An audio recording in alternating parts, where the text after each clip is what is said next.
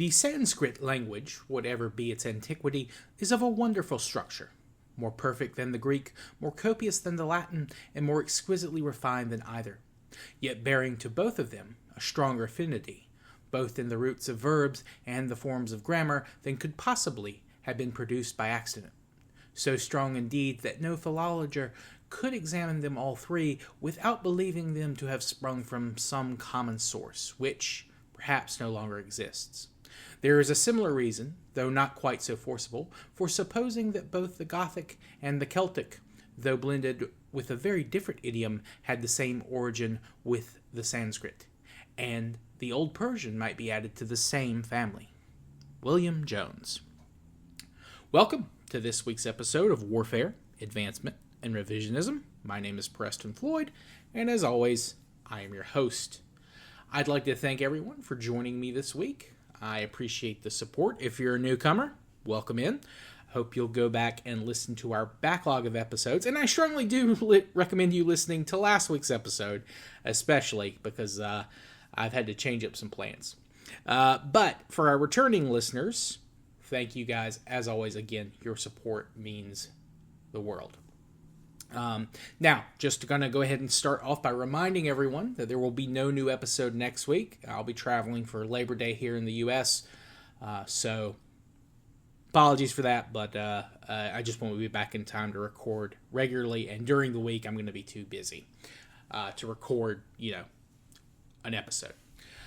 So today's goal was going to be focused on the Proto-Indo European language, theories about it, and the concept's history, and kind of go from there. However, I got a good amount of feedback on the last episode, and I wanted to go over that because I thought it was good, and I like the feedback. I love hearing from people, and it's part of the reason I do the show. So I am going to include a timestamp to jump towards the actual Proto-Indo European stuff, but they may not be that much of it because there's a lot of feedback I got. So I'm going to try to get through as quick as I can, but this the actual what I wanted to do on this episode might be a little bit shorter, so we're going to have basically another part for that. So we'll play it by ear, see what it takes in terms of timing, and then we'll go from there. At the very least, I'm going to go into the history of the concept and how that has evolved over time, and kind of popular understandings about that. For now, though, let's jump to the feedback that I receive. First, thank you to Rob for sending me that article on cattle breeds. It was informative, and it does answer my question on the number of horse breeds versus cattle breeds versus sheep and all that other kind of stuff. It does look like cattle breeds do outnumber horse breeds by quite a large margin. Apparently, cattle have over 1,000 recognized breeds. Horse breed numbers are debated, but most of the ones I saw numbered them between 350 and 600, and then sheep and goats have around 300 to 400 or so each. Though again, some of that's debated as well. And upon really deep reflection about it, the cattle number makes sense. There's a definitive evidence of two separate domestication events when it comes to cattle, and of two domestication events of two different subspecies. And then, who knows how many instances of crossbreeding between those two strains, as well as other wild boss there were. So there is a lot more genetic diversity to select and breed from than there is for horses. So, that makes sense. So again, thank you, Rob, for sending me that information. And that reminded me, as I was, kind of making my notes about Rob's information, it also reminded me of a clarification that I wanted to bring up in regard to the Tarpan horse. So as I mentioned, Przewalski's horses, or Przewalski horses, were a true undomesticated strain of equid. The case of the Tarpan is much murkier. There is debate if they were descendants of actual wild horses that were never domesticated, or if they were descendants of an earlier breed or strain of domesticated stocks that then became wild. or if they were a mix of wild horses and feral domesticated horses. And I also forgot to mention that there were attempts by some breeders, and they may still be ongoing, I'm not sure, but to create a breed from modern domesticated horses to resemble what the Trapan horse looked like. This is known as backbreeding. You may remember several months ago, there were several articles saying they resurrected the dire wolf, when in actuality, what they did, they just created a breed to resemble, some aspects of dire wolf morphology. They were not the actual size of dire wolves, and they were not genetically dire wolves. They were just designed to look like what we believed a dire wolf to have looked like, or at the very least, resemble the dire wolves in Game of Thrones. Because, of course, modern wolves are not descended from dire wolves. Dire wolves were a separate species of wolf that died out and did not contribute in any way to the ancestor populations of our dogs or of modern day wolves. Now, for the second bit of feedback I got via a listener, they didn't leave a name, and I don't want to leak their email account, but I did respond to the person directly, so you know who you are, and I did. Again, I thank you for reaching out to me. They wanted me to elaborate on horse digging into the snow for fodder and cattle and sheep not doing that because he personally had seen cows eat off the ground during the snow. He mentioned he grew up on Ohio and saw cows on nearby farms in winter eating in the snow. Now, he did say that it was never too deep when he saw this, and he wanted to know how deep it is too deep for cows to eat in the snow. Now, firstly, I kind of just simplified things, and I maybe should have elaborated more at the time, but that's what we're going to do now. But first and foremost, I am not a farmer and never have been. And while I do have some extended family, and I have friends with family who have owned farmland, most of them were not primarily livestock farms.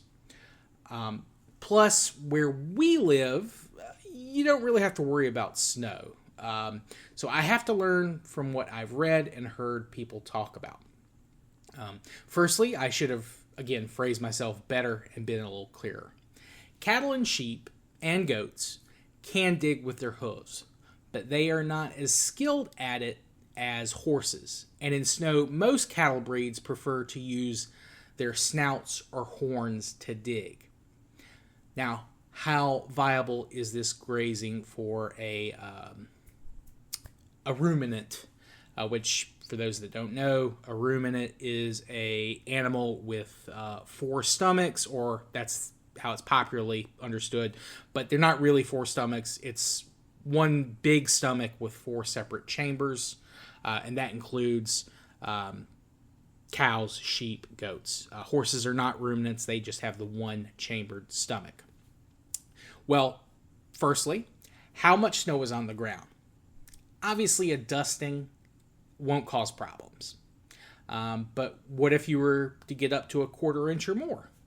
Well, that depends on what type of snow it is. And in that case, it might be a problem. If it's freshly fallen and fluffy, probably won't be too much of an issue until you start getting to about a foot or more.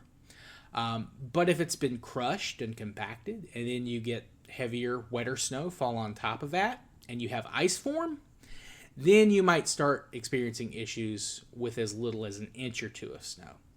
At that point, once you start brushing your hand through it, like if you just ran your hand through it like at a speed to kind of clear it away, your hand might get cuts or nicks. The same thing is true for animals, except obviously they don't have hands.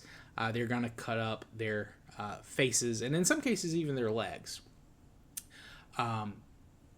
Also, cows are fairly large, of course, and one of their preferred methods of clearing snow is to follow behind a couple of herd members as they run through the snow. And then they eat the food exposed by their tracks, which if you've gotten enough cattle and the ground isn't frozen, they can really tear up your land and fields, which, if you practice agriculture, that might be a problem later. But if it's just over, open terrain, wild grass, you probably don't care about it too much. Plus, the display sow is going to be plowed into areas that they haven't run through. And if the snow is continuing to fall and it freezes over again, it's going to become compacted. And it's going to become harder. And then it's going to become kind of an icy rock. And running through that may also cause injuries to their legs or their quarters. So, with more snow, every bite your animal needs to take requires them to work harder, risk these small cuts or other injuries which could become infected. And of course, this is doubly true for sheep and goats because they're smaller and they have to work harder than cows. Another variable in all this is what type of forage is available. In areas where agriculture was practiced, there might be enough left on the ground in the field, from when you've done your harvest, for them to gorge on that for a bit. But if it is just wild grass, it might not be worth the time, the risk of injuries, or the calories your animal is burning for them to let them dig through all that. It's better for them to be corralled for long periods of time and fed fodder until you need to move your herds again. Or in some cases, have your horses clear the snow and keep them moving while you then lead your other animals where your horses have kind of trod them. Your horses don't need as much food as cattle. So, you can kind of keep them moving while they clear kind of an area and then move your cattle behind them at a slower pace. Both animals eat something like 2 to 3% of their body weight a day if they can. But you got to remember, these early horses never got much more than like 650 pounds, which is like 300 kilograms. Today, modern horses can get up to 1,000 pounds or like 450 kilograms. Because you got to keep in mind, a lot of these early herding communities that we've been discussing have multiple types of animals, and they always needed to make a cost-benefit judgment on how to keep as many of their animals as hale and hardy as possible. And of course, also, some breeds just deal better with the cold and snow than others. Though again, how much breed specialization there is at the time frames we've been covering, it's kind of hard to say. So just to try and simplify all that, horses can forage better than cows and other ruminants. Though, of course, their digestive system isn't as tough, so they really just need, they can really only handle grass. Cows and stuff, probably a little bit wider variety of options for them. But yeah, so horses are better adapted to the steppe, and you can see signs of this in their modern descendants. So this is an area that a horse is designed to live in. Cows, sheep, goats, probably not as much. That's kind of a rough over. And ideally for cows, you don't want them to have to, move around much in the winter than you need them to. A lot of modern farms, especially, they use the winter to kind of help bulk up their cows. They don't need to be outside as much. They don't need to, they won't exercise as much. If you're feeding them, you don't have to keep them moving necessarily to find food. If you have enough fodder, you can just kind of keep them, in a general area, feed them, fatten them up, get them ready for, maybe a midwinter harvest or slaughter. Or, once winter's over, you have a big celebratory feast. You get rid of some of your older, fatter cows. And then you get the younger crowd in there ready to, repopulate your herd, that kind of thing. Anyway, so I hope I cleared that up. I hope you found that as interesting as I did to learn and talk about it. All right, so with all of that out of the way, let's go ahead and start our study of Proto-Indo European. And we're going to cover, at least for this episode, we're going to cover the history of the origins of the theory. Now, if you're to Google the topic, most searches are going to point you towards a Welshman, Sir William Jones, as being the first proponent of the theory. And indeed, in some extreme examples, they'll list him as one of the early forefathers of comparative linguistics. Now, that's a very simple, easy way to look at it. And William Jones certainly had a lot of influence on the broader recognition, at least in the English-speaking world, on the theory. But he was not actually the oldest proponent of this, at least not exactly. But we'll go into a little bit more detail on that. But firstly, let's talk about Sir William Jones. Jones was born in September 1746. His father, also William Jones, was from Anglesey, and his father was actually a very famous mathematician. He is the one that introduced the pi symbol, using the Greek letter pi to symbolize the irrational number pi. And his son, while not as mathematically gifted, was very much kind of a linguistic prodigy.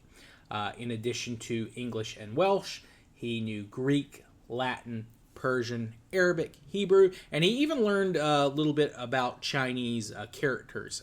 Though how fluent he was in Chinese, I'm not 100% sure. That the sources on that are kind of mixed. But he graduated from Oxford around, I think he was around 22, 21 years old, and he got his Master of the Arts in 1773. He did this while he was also studying the law, and because he was a poor college student, he was having to serve as a tutor for a lord or a lord's son, as well as doing freelance translation work. In fact, I saw, and I only saw this on Wikipedia, so I don't know how true it is, but he translated a French translation of the history of Nadir Shah, which was written by a Persian initially. So I do have to wonder, how much he was able to use his knowledge of both languages in that translation, or if he just worked directly from the French. But he actually did that at the request of the King Christian VII of Denmark. Now, in 1783, he moved to parts of British India. I think Calcutta is where he initially was. And while there, one of his chief jobs was to kind of come up with a legal code that was compatible with, he came up with a couple of legal codes, one for Hindu, one for Muslim, and trying to, integrate that into the local British administration of the region. And while there, he learned Sanskrit. He learned about Hindu philosophy. He read the Vedas from locals there. And while doing this, he eventually came up with a theory, and he published these as letters over a couple of years, but they were all kind of written around the same time, and he kind of sent them out to the Asiatic societies in Europe as kind of in waves, essentially. But they were all written kind of in concert with each other.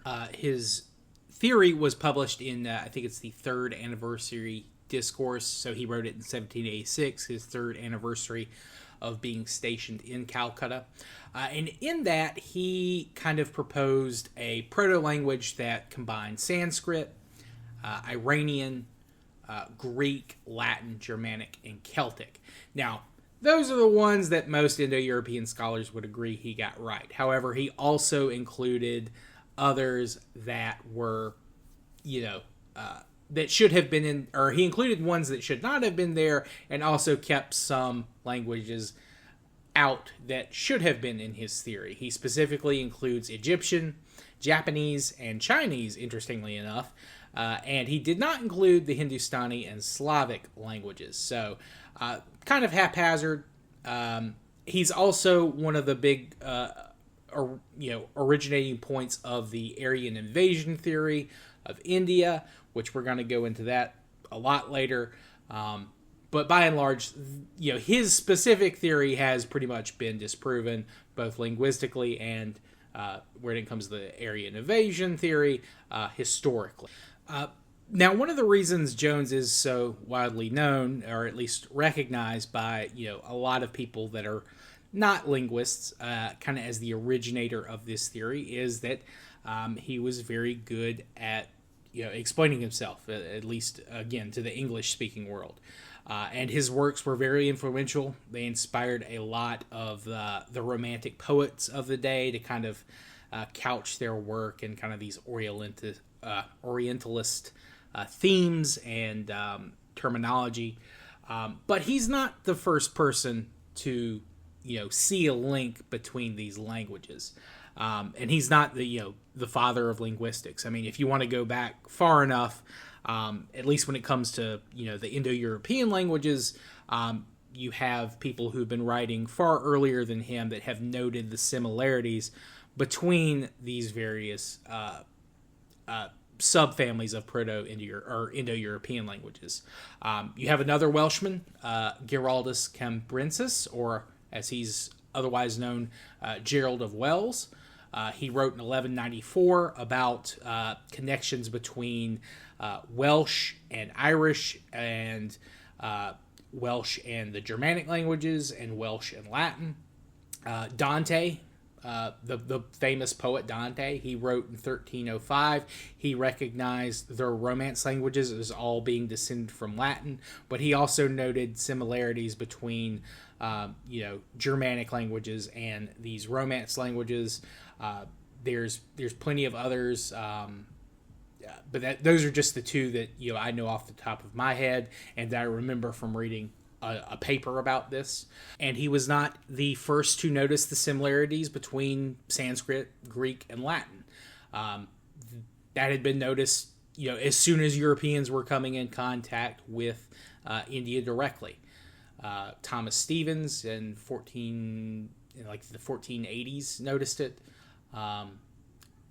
And then also you had I think it was an Italian, Sassetti. He also wrote that in the 1580s. And then you have a couple of French guys and some Germans as well. So he was not he's not the first person to notice this.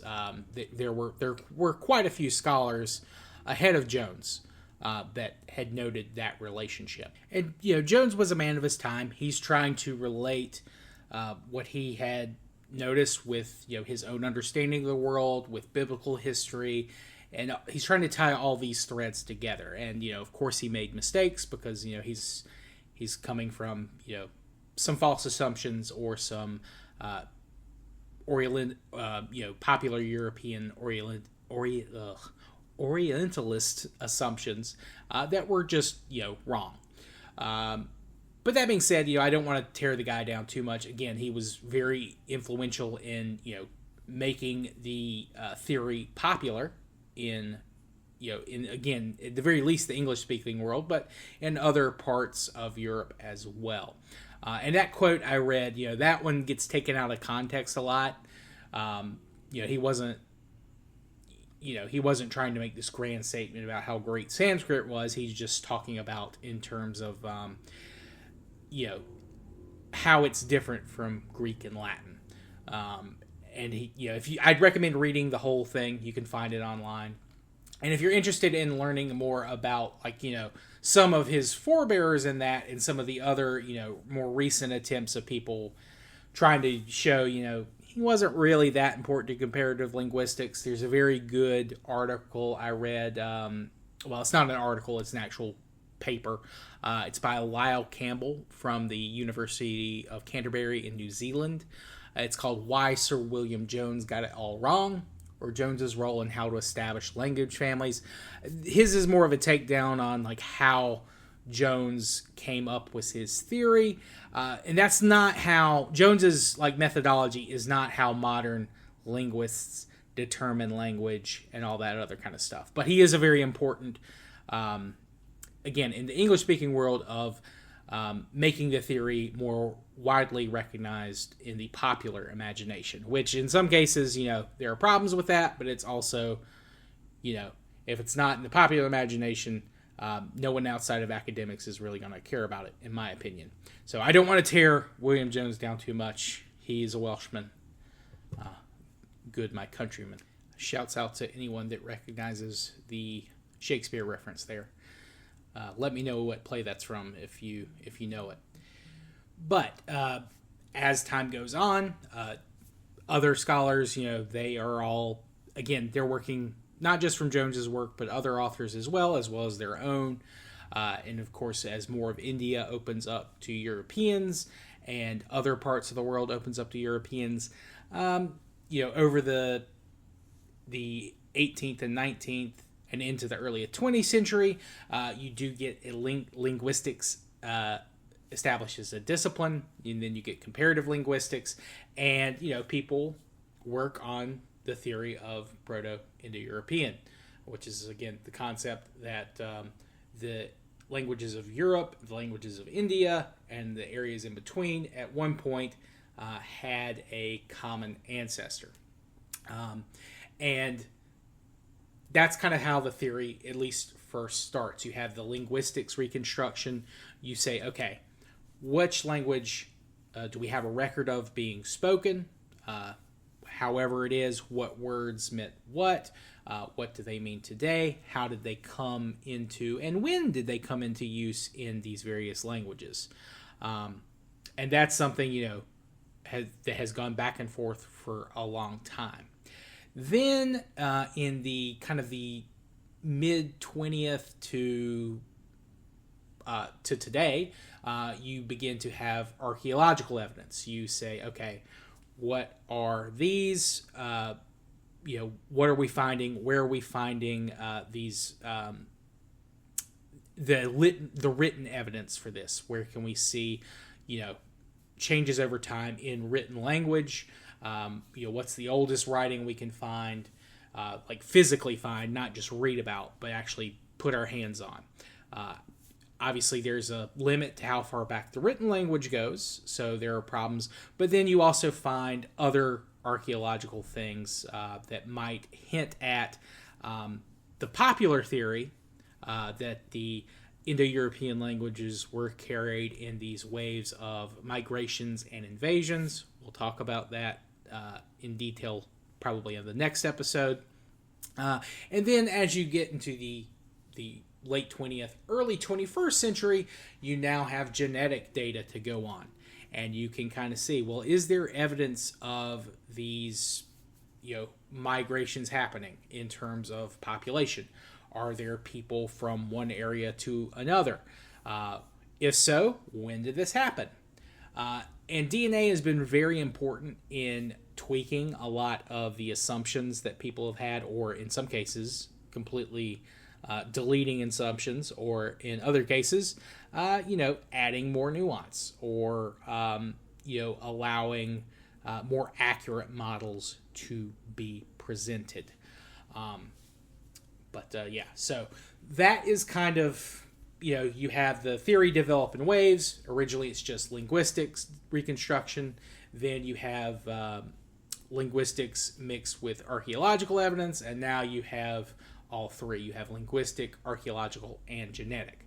And I should say that even with all of these new methods being introduced, they have cleared up nothing. Well, they've cleared up some stuff, but by and large, it's still a field fraught with debate and in some cases controversy. And we'll go into some of the controversies later, why those happened. But we'll also do, some of the more archaeological focused things, specifically the three main theories that exist today on the Proto-Indo European origin. And I'll go ahead and mention them this week to kind of whet your appetite for the next couple of episodes. And I'm only going to be going over primarily the very widely accepted ones. There are, of course, other theories, some with little to no evidence, some of which are just, either fringe or in some cases just straight up crackpot stuff, or not crackpot, but today are, there's just no evidence to support them, so they've either fallen out of use or belief, or that they are, only held on to by a very small number through, for various reasons, including, nationalism, ethnic pride, that sort of thing. But essentially, the three primary hypotheses are, there's the steppe hypothesis, there's the Anatolian hypothesis, as well as the southern hypothesis, also known as the Armenian hypothesis, though, again, the southern hypothesis has a lot more nuance to it. Some people, Armenian was the initial one, but since then, some of the Armenian people some of the people who believed in the Armenian hypothesis kind of moved that around. It's not specifically Armenia, but we'll get into all that next time. But I do think that this is kind of a good place to stop. We're at a nice 30 minutes, and we did kind of get through the feedback and the other stuff. Again, I wasn't planning on doing as much feedback, but the last episode got a very big response, so I'm very pleased. But if you enjoyed this week's episode, please like, rate 5 stars, download, subscribe, whatever your platform asks you to do to support your podcaster. I please ask you to do that. If you have any questions, comments, constructive criticism, please let me know. You can reach me via email at waradrevpod@gmail.com. You can contact me via direct message on X/Twitter, or you can comment on the YouTube version of the video, and I'll be glad to respond there if I can. Otherwise, I'll just leave a like or a heart or whatever there, just to let you know that I've seen it. But yeah, I hope you've enjoyed. And I hope you will be back next time. I turned off the mid-roll ads on RSS, but they still ran. So I don't know what's going on with that. I've put in a ticket. It might be something that they say you can turn off, but then that button doesn't work yet. I don't know. I don't want to disable ads completely. I'm kind of letting it play through this month to kind of see what I'm at. So apologies for that. Also, no word back on the theme song. I'm still trying to find something that I like, that I kind of think fits in with the show, that is open source or, free to use. But still not finding something that I quite enjoy. If you're subscribed on YouTube, thank you. We're at 335, I think, today. I do live stream there, so you're welcome to come by if you see I'm live and say hey and chat, and you can ask questions there. Don't try to send me any links or anything in YouTube, though. In the chat, they don't work. YouTube doesn't like you doing that. So if you want to send me a link to something, I do recommend you come and sending something either through email or through X or Twitter. But I hope you all have a good rest of your day and week from whenever you're listening to this. And if you're here in the U.S., have a great Labor Day. I know I'm going to be partaking in the return of college football. I already partook in week 0. It was an incredible game. I don't know if it was incredible, but it was a very fun game. Kansas State, Iowa State, taking place in Ireland. You all have a good one. I'll see everyone next time. Peace.